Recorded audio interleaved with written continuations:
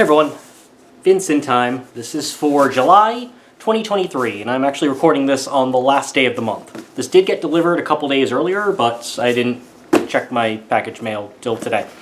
So July was a subscriber week where they had all those deals and everything, and you could subscribe halfway if you didn't for the full year. I did not opt for that because Vincent seems to be moving in a direction that's a little different from where my interests lie. They're putting out a lot more, like, martial arts stuff that I'm not really big on. They're going to some international releases that aren't really up my alley, so I'm still going a la carte. And the funny thing about July is that I actually did not buy any movies. I bought a non-movie item from Vinegar Syndrome. And why would I do an unboxing if I bought a non-movie thing? Well, because there was a rewards thing that I've been wanting since they introduced the rewards, and I finally got it because I finally got enough points for it, and hell if I wasn't gonna show that in an unboxing video. So, without further ado, let's cut this baby open and see what I got. I mean, I know what I got, but you don't know what I got. At least not yet. You can probably suspect if you know what reward item I've been clamoring on, but you don't know what thing I actually purchased. Because the weird thing about Vinegar Syndrome's rewards thing is even if you have enough points for something, you can't just get a rewards item. You have to have some sort of paid purchase along with it. They're not just going to ship a rewards item to you on its own. So you're still forced to buy something when that happens. But thankfully there was a non-movie item that I saw, and it was something that I had wanted anyway because it's not something you have to buy on Vinegar Syndrome. I've seen it for sale other places. But since they had it in stock, I'm like, well, I want my reward item because I finally have enough points for it. So I might as well just buy this through them. Yes, okay, yes. This was a very light box, and it was very tiny, so let me show you the thing I actually purchased first, which was Peter Atkins' original screenplay for Hellraiser Bloodlines. So, if you know Hellraiser Bloodline, the fourth movie of the Hellraiser series, it has 3 different time periods, like the 1700s, the modern day of 1990, whenever, when the movie came out, and then the future in the space station and everything, because Pinhead had to go to space. Oh, the light is flickering. Sorry if that's annoying. I switched to a lamp that I own, so we'll see if that's enough light for you guys. Anyway, but yeah, he had to go to space. But the movie was directed by Kevin Yeager, who is most famous for being a makeup and special effects artist. He created the Chucky doll and all that stuff. And he directed it, but he took his name off, so now it's credited as being directed by Alan Smithee, which for many years was the default pseudonym that a director could use if he said to the Directors Guild, to the DGA, if he said, like, hey, the product that's coming out does not reflect my vision, I would like to remove it. And the guidelines is that the DGA would allow you to use Alan Smithee as long as you did not go out in public and say bad things about the movie. So if you didn't say anything derogatory or denigrating toward the film, then you could use the Alan Smithee name. They don't use Alan Smithee anymore. Now I believe the guideline is that you can use a pseudonym as long as the pseudonym is reasonable. So I believe by reasonable they mean it has to sound like a real name, because I know when Tony Kaye directed American History X, he didn't like the final version of that movie. I believe the final version of that movie is mostly the result of Edward Norton's editing. So he wanted to take his name off it and use Humpty Dumpty, and the Directors Guild was like, no. It has to be, like, Will Jones or something. It has to be, like, a generic name. Like, whoever directed Supernova, was that, what was his name? Hill? I don't know if that was Hill. But whoever directed Supernova was a well-known director, and that movie was so messed up and edited that they put a fake name on Supernova, the James Spader, William Forster, or Robert Forster sci-fi movie. That's very terrible. But anyway, so Peter Atkins, because one of the things about the Writers Guild of America is that when a screenwriter sells a screenplay or they're commissioned to be a screenwriter, they retain the rights to publish their screenplays. Not many of them do that because there's not much of a market for mass media people who just want to buy like a bound screenplay, and publishers know there's not much of that. So unless you're Quentin Tarantino, where I believe almost all of his screenplays have been published. I still own a few. I think I still own Pulp Fiction and Dusk Till Dawn and stuff. Or Kevin Smith has published a lot of his.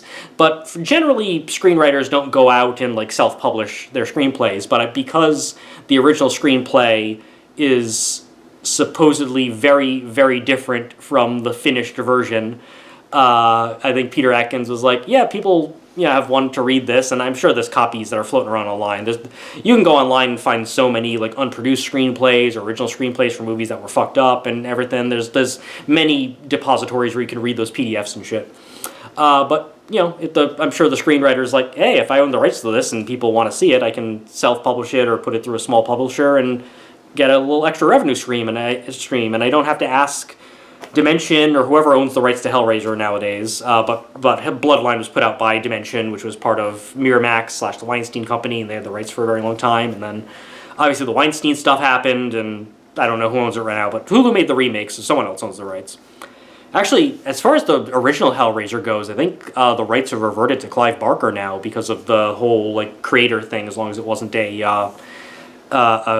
at hire or to hire thing, kind of like the screenwriter of the original Friday the 13th now has some of the rights to that original film, and he's bifurcating it with Sean Cunningham, which is what's held up a lot of the making another Jason movie. There is going to be a Peacock TV series, though. But yeah, so I was interested to read this because I think I downloaded a PDF of his version of the screenplay a long time ago. But I thought having a actual official bound version of it, and it's up to 200 pages here, but obviously, this is like the size of a mass market paperback. A screenplay would be more like 8x10, like legal paper. So I'm guessing this was only like 120, like an actual like normal 2-hour length screenplay, because generally 1 page of a screenplay equals about 1 minute of screen time, so the average screenplay is between like 90 and 120 pages. So yeah, I'm looking forward to reading this. And screenplays, you can read them very quickly. I mean, a screenplay you can probably read in a couple hours. So, looking forward to that. But why am I doing this video at all just for a mass market paperback you can get on Amazon? Because I bought that through Vinegar Syndrome so that I could finally cash in my rewards points and get the reward that I've wanted since they announced it. And of course, that is this very, very nice door hanger that says, "Quiet please, it's movie time."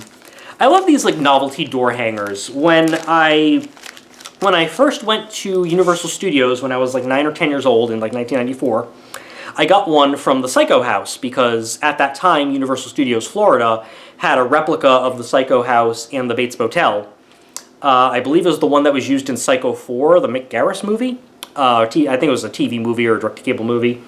And it used to be right behind the Hard Rock Cafe. I don't think that section is even open in Universal Studios anymore for you to walk, but the house is no longer there. But I had bought this Psycho, it was like Do Not Disturb in the shower, and it was great. And then one of my ex-girlfriends accidentally broke it when she was fucking around. Just one of the many reasons why I despise that particular woman. Not my most recent ex, though, the one before that one. Though the one I have nothing but bad things to say about. And then a couple of years ago, now that I go to Universal and Disney every year for Halloween Horror Nights and stuff, I finally got one for the Tower of Terror, so the Hollywood Tower Hotel from that ride at Universal Studios Hollywood, or Walt Disney Studios, Disney Hollywood Studios. Used to be called MGM. Confusing it. But I have that, and that's on a door to my office where I work from home, and some of my books and stuff are there. This I'm probably going to put on the bedroom door, but this is it's a very thick plastic. It is very sturdy. It is much thicker than either the old Psycho one that was broken, or the Hollywood Tower Hotel one. Those were like the normal plastic door hangers you'd actually find at a hotel before they switched to cheap paper pieces of shit. But this is really thick and sturdy. I think you can see. It might be hard to focus here on the camera, but you can see the kind of thickness. This is like a very thick plastic. The letters are like cut in, so they're like, what's the reverse thing of embossed? So this is like smooth matte plastic, and then here is like some matte black, and all of the letters are like that. It's and Time, yeah, they're all recessed in Quiet and Please. Quiet and Movie are way more recessed than It's Time and Please. But that's how you go. And you got the Vinegar Syndrome lady with the yellowing film stocking there. And yeah, so I'm going to put that on my door because I finally tied in the however many points it took for me to get this. So I finally got this.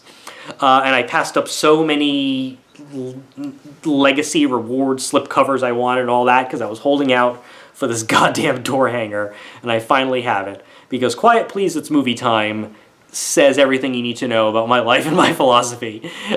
Shut the fuck up and watch a movie. And if you talk during a movie at the theater, you deserve to be taken out back and had a...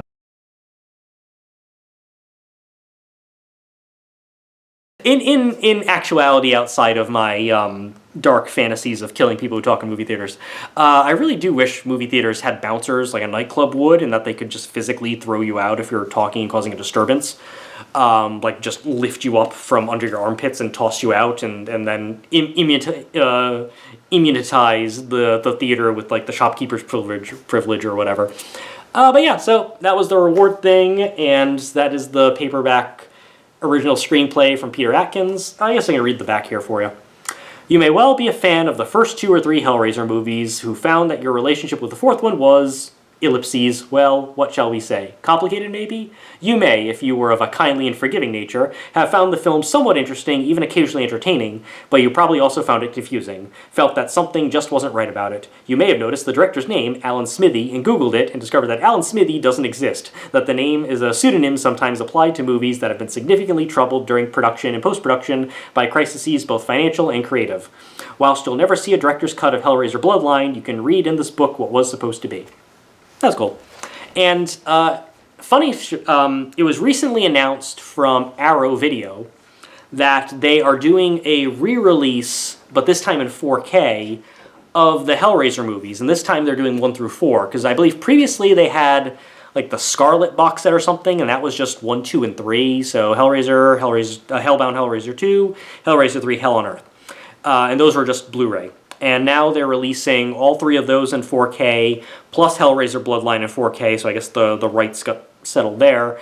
And the 4K of Hellraiser Bloodline is going to have a work print, which is still not this. It is still not Kevin Yeager's intended director's cut or anything, but it's at least a more closer version than the theatrical cut. Because I think originally it wasn't supposed to jump back and forth through time. I think originally it was in chronological order and stuff. So, and I know the work print's been floating out on like piracy sites and shit, but having like an original or a official release that's cleaned up a little bit, I don't know if that's going to be in 4K or if it's going to be on Blu-ray disc, but the image looked like it was only 4K discs, and Arrow's been doing that a lot where they put out a 4K disc and they don't include a Blu-ray with it unless it's their Steelbook edition for whatever reason, which I'm not keen on because 4K discs tend to skip and stuff at like the tiniest speck of dust on them, so I usually like to have the Blu-rays at backup in case the 4K just decides to shit the bed at some point. Anyway, I've rambled way too long about these 2 things that I bought. Well, one thing was technically free and one thing that I bought. So, thanks for watching, everybody. As far as what I got going on, I went to a convention over the weekend and my experience wasn't very positive, so I'm probably going to record a video about that experience. After that, I might take a little break from YouTube. I'm about to have a birthday, and it's one of the big ones, and it's causing me to have an existential crisis, so I'm not in the best mental headspace. So I might just chill out for a little bit. But thanks for joining me for this one, and I hope you have a good day, and I hope if you get some reward points, you trade it in for some goodies.